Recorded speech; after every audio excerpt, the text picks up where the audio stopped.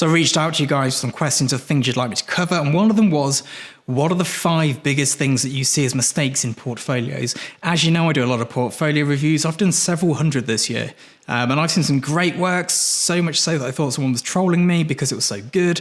And I've seen some pretty atrocious work. And hopefully I've been able to help those people progress to a better standpoint. Now, the biggest mistake I see, and let me just be really clear here, this is not as a photographer in general. This is trying to make money. This is trying to be a professional here. So this doesn't apply to hobbyists. If their portfolio is different to this, that's a very different thing. But the biggest mistake I see, I couldn't tell you what their niche is. And that's not just, are you a food photographer, a landscape photographer, a portrait photographer? What kind of portraits do you take? What kind of food do you photograph? You need to really niche down. There has to be a clear point to your work. Otherwise, it's really hard to understand who you are as a photographer. That's not to say you can't shoot other stuff and you can't shoot it well. I can take an okay portrait. I can do an all right wedding if I have to. But it's not what I excel at. What I excel at is the vibrant pop art sort of food work. Now, next up to niche is very similar in its style. And that is something that within your niche, when you've sort of boiled down, that there's a consistent style within that. And that kind of forms the niche. It's kind of a 2-for-1 deal here. Apart from I'm counting this as a separate thing. Otherwise, my title doesn't work. Anyway. Having a style is key, whether it's that you like to backlight everything, whether there's a particular post-production style you go for, whatever it may be, there has to be something which visually pulls your niche together, as well as it being, I shoot food in a vibrant style. What's that visual thing that sort of goes, this is all one person's work, this is a body of work that belongs to somebody, this is their view on the world? Because that as photographers is what we're trying to do. We're not trying to recreate someone's idea of a perfect beer bottle shot. We're trying to say, what someone says perfect beer bottles look like.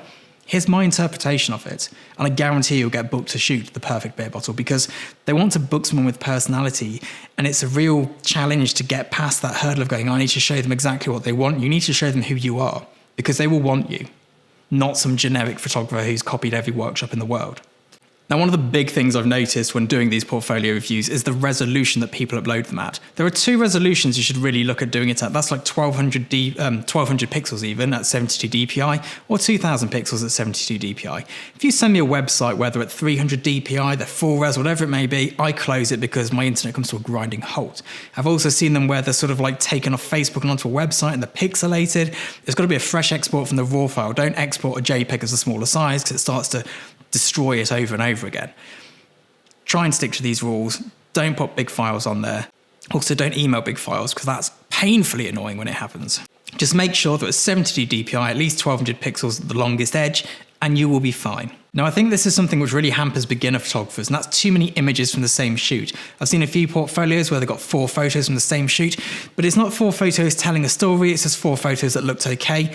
Pick your best one, because they want to know that you can edit. When I say edit, I don't mean post-process in terms of grading and all that sort of stuff. I mean edit in terms of going, this is the shot, this is what we're after. If you just go, here's a bunch of pretty pictures, I don't know the difference, that's not good. You need to be able to go, right, they're not a sequence, they're not a story together as a trio or a quad, whatever it may be, but they do work as individual photos. This one is the best one, this one goes into the portfolio. You can have shoots where everything's like gold. Bang them into a blog post, don't put every frame in your website. It looks like you haven't shot that much and you're trying to fill your portfolio up with other images. Okay, and the last one is no commercial viability. I've had so many photographers message me with portfolios going, I want to be a fashion photographer, and they send me a portfolio of half-naked girls. It's not fashion. It's also really creepy when you're a man over a certain age to have a portfolio just of half-naked young girls.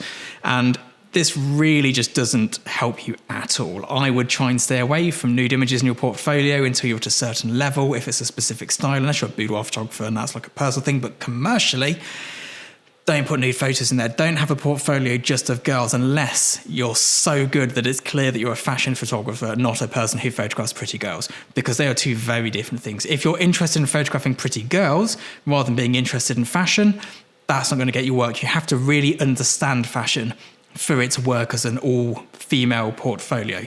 But if you really understand fashion, would you really only want to photograph women? I don't think so. Let me know in the comments below. But yes, that's my thought on the matter. I hope that's been of use to you. If you're liking these videos and you want to learn more about being a commercial photographer, hit subscribe so I'm coming out with a few videos each week over the holiday period, which is fastly approaching. And if you disagree with any of the stuff I've said in this video, let me know in the comments below. And I'll try and make a video on that too. I'll see you all next time. Bye-bye.